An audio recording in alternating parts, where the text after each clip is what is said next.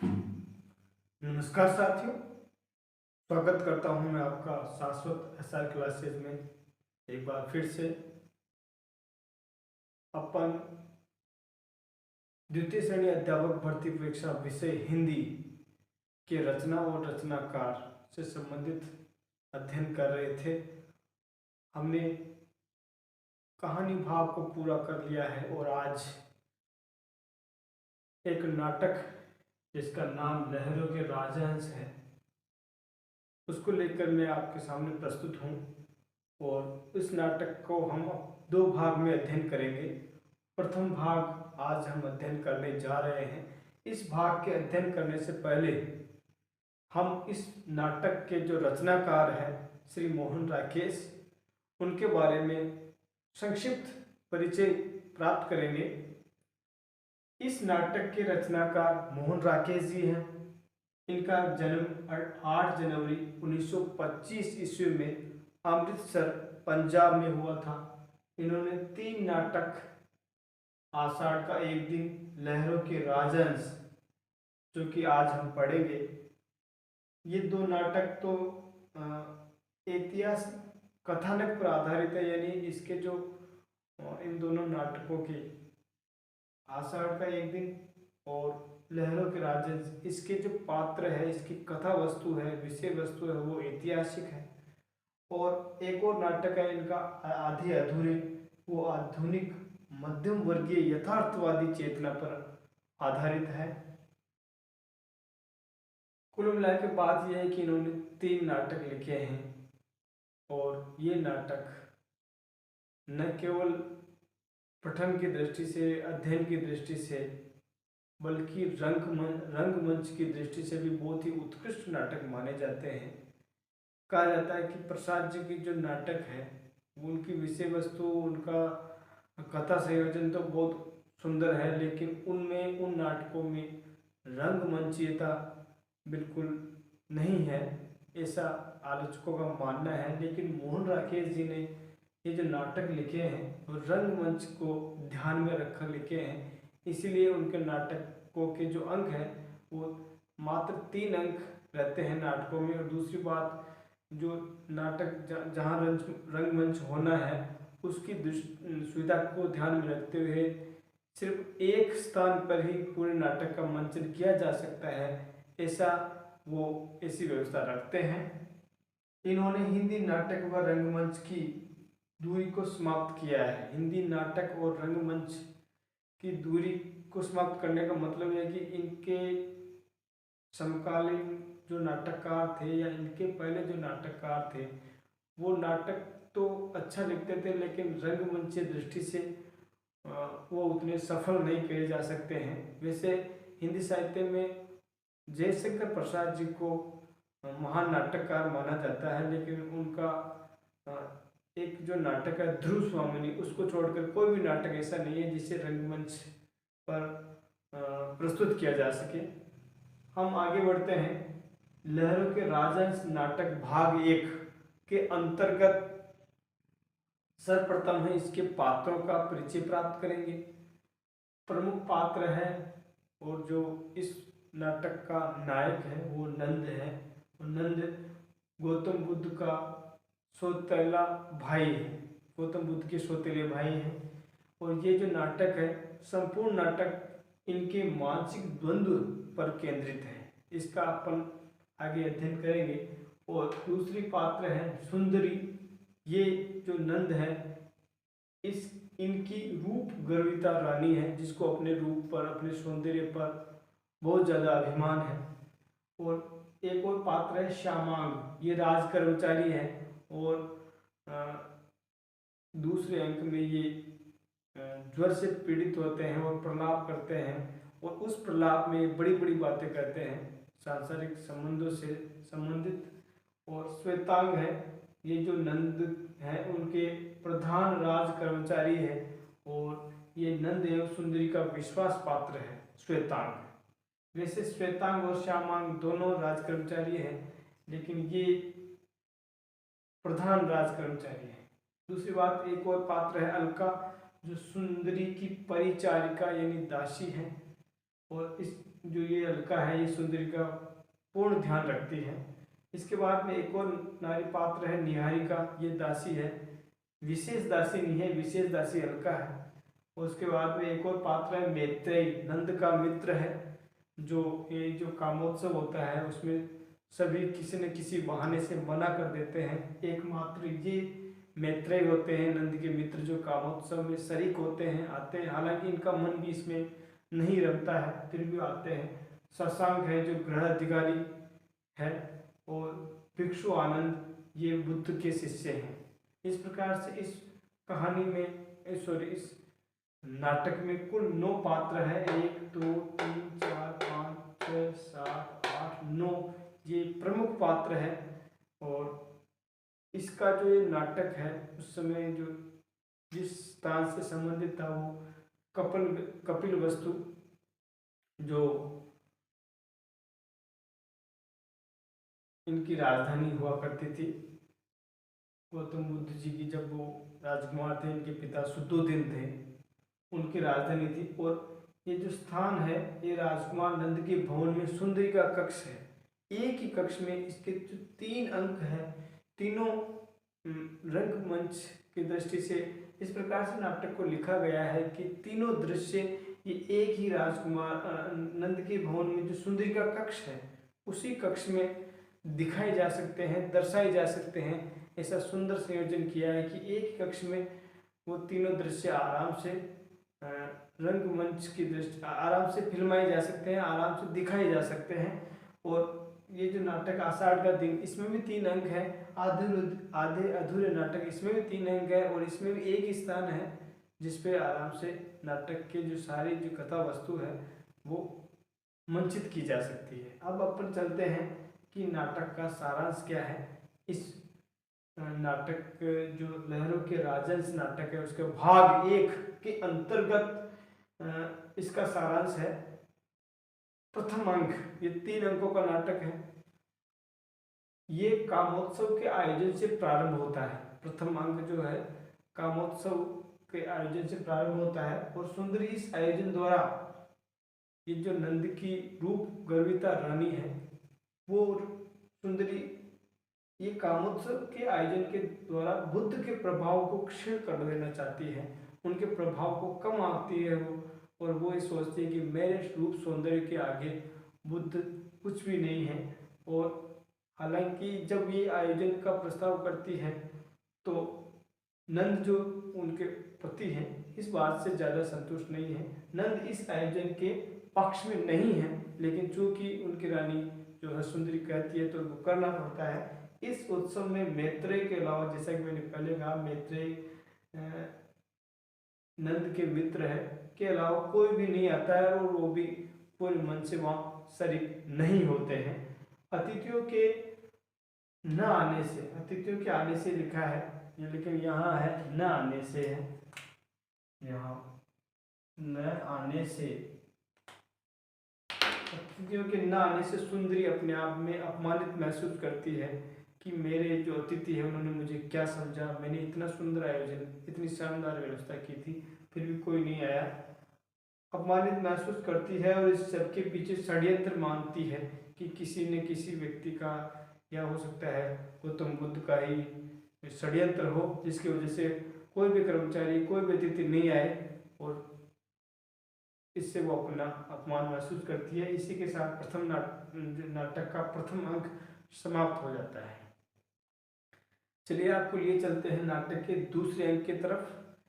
श्यामांग का ज्वर प्रलाप सुनाई देता है इसमें। श्यामांग जो राज कर्मचारी हैं वो बुखार से पीड़ित है। बुखार की अवस्था में वो अचेत भी हो जाता है, अचेत अवस्था में कभी वापस चेतन अवस्था में ऐसे ऐसे वाक्य कहता है वो कि उसके बड़े बड़े अर्थ निकलते हैं।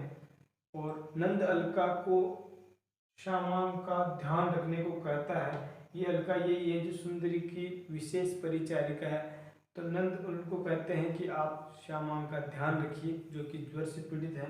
और उसके बाद में सुंदरी नंद को अपने रूप पास में बांधने के लिए दर्पण पकड़ कर खड़े रहने को कहती है। वो ये कहती है कि कि आप इस दर्पण को पकड़े रहिए ताकि मैं अपनी केश सज्जा, अपना रूप सौंदर्य का को मैं निखार लूँ सौंदर्य प्रसाधनों का प्रयोग करके। और उसी समय जब वो नंद उस दर्पण को पकड़े हुए रहते हैं तो महल के बाहर से बुद्धम शरणम गच्छामि का घोष सुनकर नंद के हाथ से दर्पण गिरकर टूट जाता है और वो ये सोचते हैं कि जो बुद्ध, भगवान बुद्ध है, गौतम बुद्ध है, वो तो संसार को छोड़ के अपने राजपाट को त्याग करके संसार के कल्याण के लिए वो इस मार्ग पर चल पड़े हैं और मैं एक महिला, मेरी पत्नी के रूप सौंदर्य में उलझ कर उसका दास बनकर ये दर्पण पकड़ के खड़ा हूँ, मैं कितना संकुचित हूँ, ऐसा सोचकर उनके मन में ग्लानि होती है। दासी को उसी समय दासी आके कहती है कि बुद्ध स्वयं भिक्षा लेने के लिए आए थे। जब आपने दर्पण पकड़ कर रखा था और ये जो रानी है सुंदरी जब अपना श्रृंगार कर रही थी उसी समय गौतम बुद्ध स्वयं आए थे और वो खिड़की से देखकर आप दोनों को देखकर चले गए थे। तो इस प्रकार से जो राजकुमार नंद है वो अपने आप को ग्लानि, अपने आप में ये छोटा महसूस करते हैं, अपने आप में उनको काफ़ी ग्लानि होती है कि वो आए थे, मैं उनका सत्कार भी नहीं कर सका, मैं उनको बिना भिक्षा दिए ही यहाँ से वो लौट गए। और इस प्रकार से नंद सुंदरी का अधूरा श्रृंगार यानी दर्पण पकड़े हुए थे, दर्पण गिर पड़ा था, उसके बाद में उनको गाइडेंस कर रहे थे, भाई आप ऐसा करो, ऐसा सुंदर लगते हो, ऐसा नहीं लगते हैं। तो उसके बाद में उनसे समय याचना करता है कि मैं थोड़ी दूर के लिए मैं वहाँ जाना चाहता हूँ भगवान बुद्ध के पास, गौतम बुद्ध के पास, और मैं वापस तुरंत लौटता हूँ।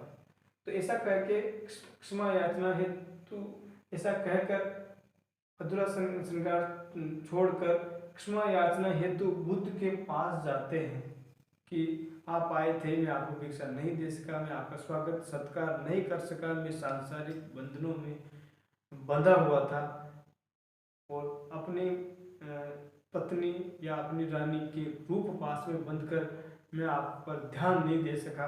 तो इस बात से ग्लानि हुई थी उनको। और सुंदरी उसके वापस लौटने की प्रतीक्षा में बैठी रहती है। वो ये समझती है कि यहाँ से नंद चले तो जाएंगे लेकिन इनको मेरे रूप का, मेरे लावण्य का, मेरा रूप सौंदर्य इनको याद आएगा तो ये तुरंत बुद्ध से वापस लौट के मेरे पास ही आएंगे। क्यों? क्योंकि उसमें सुंदरी दासी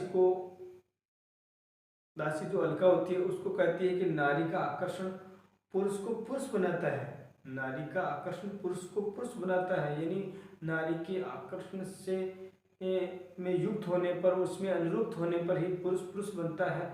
और उसका आकर्षण यानी नारी का आकर्षण अगर आकर्षण बन जाता है तो उसे वो गौतम बुद्ध बना देती है, गौतम बुद्ध वो आदमी बन जाता है। और ये बड़ा वाक्य इस नाटक में कि नारी का आकर्षण पुरुष को पुरुष बनाता है और उसका आकर्षण उसे गौतम बुद्ध बना देता है। ये जो सुंदरी है इस नाटक की नायिका, वो जब गौतम बुद्ध की पत्नी यशोधरा भी दीक्षा लेने की बात कहती है तो उस समय यशोधरा पर ये वाक्य कहती है कि देखो मेरी बात करो, मैं यहाँ की रानी हूँ और मेरे लिए जो मेरा पति है यहाँ का राजकुमार है नंद, वो दर्पण पकड़ के खड़ा रहता है, यानी वो मेरा रूप सौंदर्य में फंसा हुआ है, मैंने उसको बांध के रखा है, मेरी आज्ञा के बगैर वो कुछ नहीं कर पाता। और दूसरी तरफ देखिए कि यशोधरा अपने पति को ग्रस्त आश्रम में बरकरार नहीं रख सकी, वो संन्यास उसने धारण कर लिया है और फिर वो भी दीक्षा लेने जा रही है, यानी वो भी सन्यासिनी बनने जा रही है, उसी बुद्ध धर्म में वो भी दीक्षित होने जा रही है। इसका मतलब कि वो अपने आकर्षण में बांध के नहीं रख सकी, यशोधरा अपने आकर्षण में बांध कर बुद्ध को नहीं रख सकी, ये उसका मंतव्य था, ये उसका अर्थ था। उसके बाद में अब आते हैं इस नाटक के तीसरे अंक में कि सुंदरी नंद की प्रतीक्षा करती रहती है। इसमें अंक के प्रारंभ में ये होता है कि वो नंद की प्रतीक्षा करती है और बुद्ध नंद को बौद्ध धर्म में दीक्षित करवा देते हैं। जब वो ग्लानि से अभिभूत होकर, ग्लानि के वश में होकर जब नंद जाते हैं भगवान बुद्ध के पास, तो भगवान बुद्ध उनको अपने धर्म में दीक्षित करवा देते हैं और उनके केस कर्तन यानी उनके जो बाल थे लंबे लंबे, उन बालों को कटवा देते हैं, कर्तन कर दिए जाते हैं। और इसमें मैं आपको एक और बता दूं कि जब नंद अपनी पत्नी, अपनी रानी सुंदरी के पास रहते हैं, तब वो गौतम बुद्ध और उनके बौद्ध धर्म और सांसारिक विरक्ति के बारे में सोचते हैं। और जब यही नंद भगवान बुद्ध के पास जाते हैं तो उनका मन वहाँ उलझा रहता है। अपनी रानी रूप गर्विता रानी जो है सुंदरी के मन, उसके रूप सौंदर्य में उनका मन उलझा रहता है। वो इस द्वंद्व है इस पूरे नाटक में कि मैं सांसारिकता की तरफ बढ़ूं या मैं संसार से विरक्ति की तरफ बढ़ूं, वो खुद निश्चय नहीं कर पाते हैं। तो इस प्रकार से अपन यहाँ देख रहे थे कि नंद अत्यंत थके एवं केस कर्तन स्थिति में वापस लौटते हैं और उन्होंने दीक्षा ले ली, केस कर्तन भी करा लिया, लेकिन फिर भी वो इस स्थिति से संतुष्ट नहीं थे और इसीलिए वो अत्यंत थके हुए और उदास स्थिति में वापस लौटते हैं और सुंदरी नंद के रूप को देखकर स्तब्ध हो जाती है। वो स्तब्ध इसलिए हो जाती है कि ये व्यक्ति जो यहाँ से गया था उस समय कितना आकर्षण था इसको, मेरे रूप को, सौंदर्य पर, मेरे शरीर पे, मेरे प्रेम में कितना आकर्षण था जो मैं इसको बांध के रख सकी थी। और उसके बाद में ये जब दूसरी बार वापस आया अपनी दीक्षा लेके, वस्त्रों को बिल्कुल सन्यासी के वस्त्र पहन के और अपने जो लंबे लंबे बाल थे उनको कटा कर साथ इस भिक्षु वेश में मेरे सामने आया है। इसका मतलब मेरा सौंदर्य इसको बांध के नहीं रख सका। जो थोड़ी दूर पहले दूसरे अंक में कहती है कि नारी का आकर्षण पुरुष को पुरुष बनाता है, यानी मेरे पास भी वो आकर्षण नहीं रहा था, लेकिन फिर भी गौतम बुद्ध ने उस आकर्षण के मिथक को तोड़ दिया है। तो इस प्रकार से वो स्तब्ध हो जाती है और इसे अपनी पराजय मान लेती है। अब वो स्वीकार कर लेती है कि वास्तव में पुरुष, नारी का आकर्षण पुरुष को पुरुष बनाता है। ये मैं जो कह रही थी वो वास्तव में उस पर मैं खुद भी खरा नहीं उतर सकी। और सुंदरी नंद के रूप को देकर स्तब्ध हो जाती है और अपने पराजय मान लेती है। नंद बुद्ध के प्रभाव से भिक्षु तो बन जाते हैं, ये भी बड़ी बात है कि नंद बुद्ध के प्रभाव से भिक्षु तो बन जाते हैं, पर सुंदरी के रूप सौंदर्य का मोह वो अंत तक नहीं त्याग पाते और उससे बातचीत करने का, वार्तालाप करने का, हाथ पकड़ने का वो प्रयास करते हैं। वो सुंदरी एक झटके में उसके हाथ को छुड़ा लेती है और वो इस बात से परेशान होती है कि इस आदमी को, इस व्यक्ति को मैं अपने रूप सौंदर्य के जाल में, उसके आकर्षण में बांध कर नहीं रख सकी और मैं और यशोधरा बराबर हो गई हैं।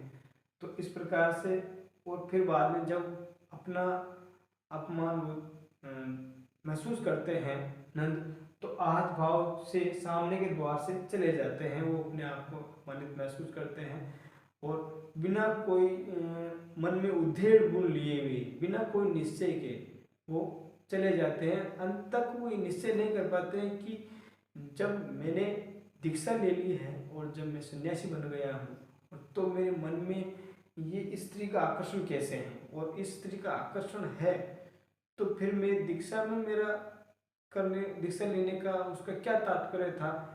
तो इस प्रकार से वो मानसिक द्वंद्व से गुजरते हैं नंद। और एक बहुत बड़ा संदेश है ये नाटक, ये देता है कि हमें किसी एक चीज़ पर अपने आप को केंद्रित करना चाहिए। जैसे हमारे भी अभी ये बड़ी समस्या है कि हम द्वितीय श्रेणी अध्यापक की तैयारी करें या रीट की तैयारी करें या फर्स्ट ग्रेड की तैयारी करें, किसकी करें। तो अब इस 15 तारीख को, 15 नवंबर को दोनों पारियों में संस्कृत शिक्षा विभाग का हिंदी विषय का पेपर होगा। अब उसकी तैयारी करें, द्वितीय श्रेणी अध्यापक की तैयारी करें या रीट की तैयारी करें। तो मेरे कहने का मतलब वो नाटक भी यही कह रहा है। नाटककार का भी यही है कि मंतव्य कि आप किसी एक चीज़ को पकड़ लीजिए, द्वंद्व में मत रहिए, किसी एक का चयन कीजिए और उस पे अपना काम कीजिए। इस नाटक के अगले बिंदु की चर्चा के लिए हम इसके भाग 2 में देखेंगे। जो मुख्य बिंदु है परीक्षा उपयोगी, हालांकि ये भी परीक्षा के दृष्टिकोण से बहुत ही उपयोगी है और आपको बहुत ही कम समय में ये सारी चीज़ें बोधगम्य हो जाएगी, ऐसा मेरा मानना है। धन्यवाद।